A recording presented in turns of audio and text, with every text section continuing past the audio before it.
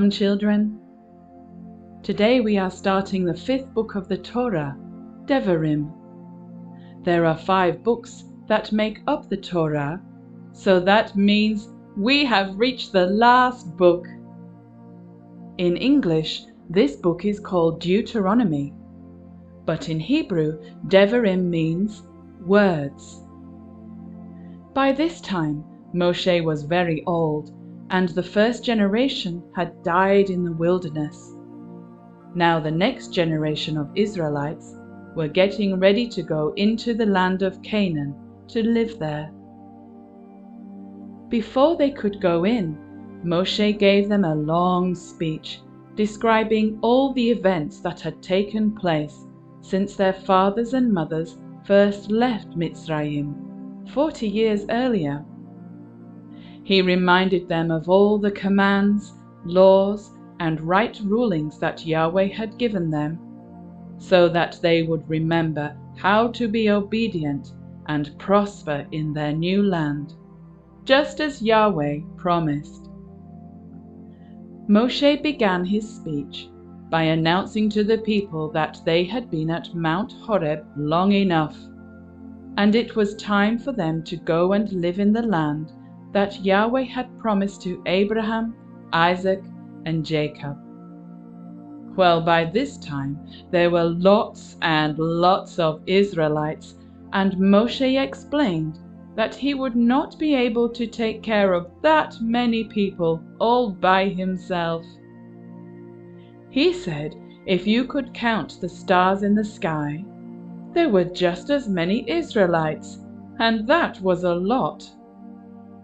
And Yahweh had said he was still going to add 1,000 times more people than that.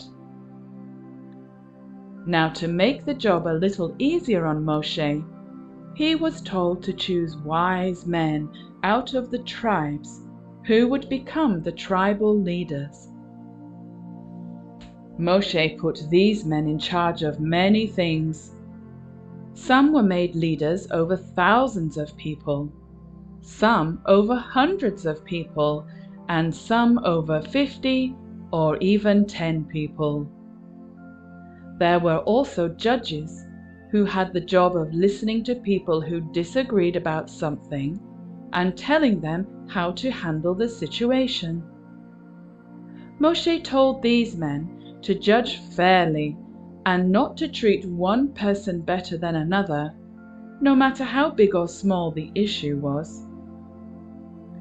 He also told them not to be afraid of anyone, because Elohim was the one who was really in charge of everything.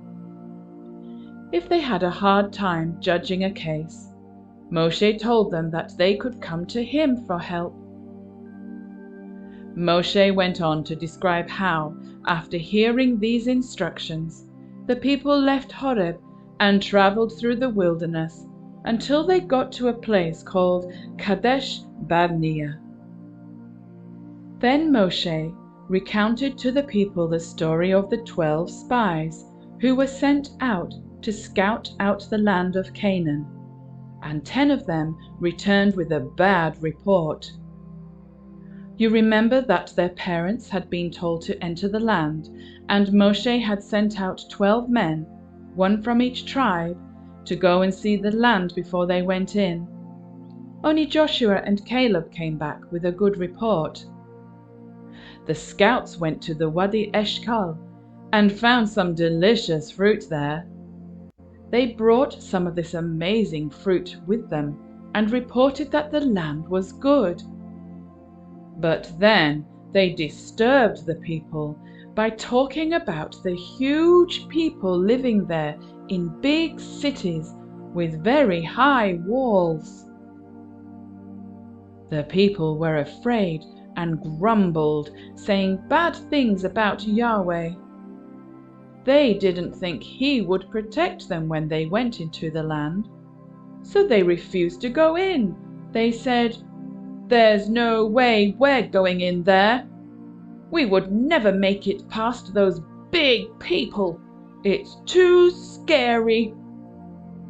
Well, Moshe reminded them that they should not be afraid, because Yahweh their Elohim would go before them and would fight for them, just as he had done when they were in Mitzrayim.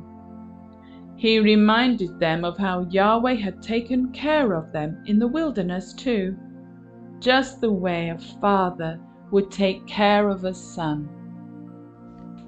Moshe pointed out that by acting like that, they were showing that they did not trust in Yahweh, who had guided and protected them for all those years, with a cloud by day and with a fire by night. Because of the evil things the people said, Yahweh pronounced to that generation that none of them, except Caleb and Joshua, would get to see the good land. Not even Moshe would get to go in because he disobeyed Yahweh in the incident at the rock.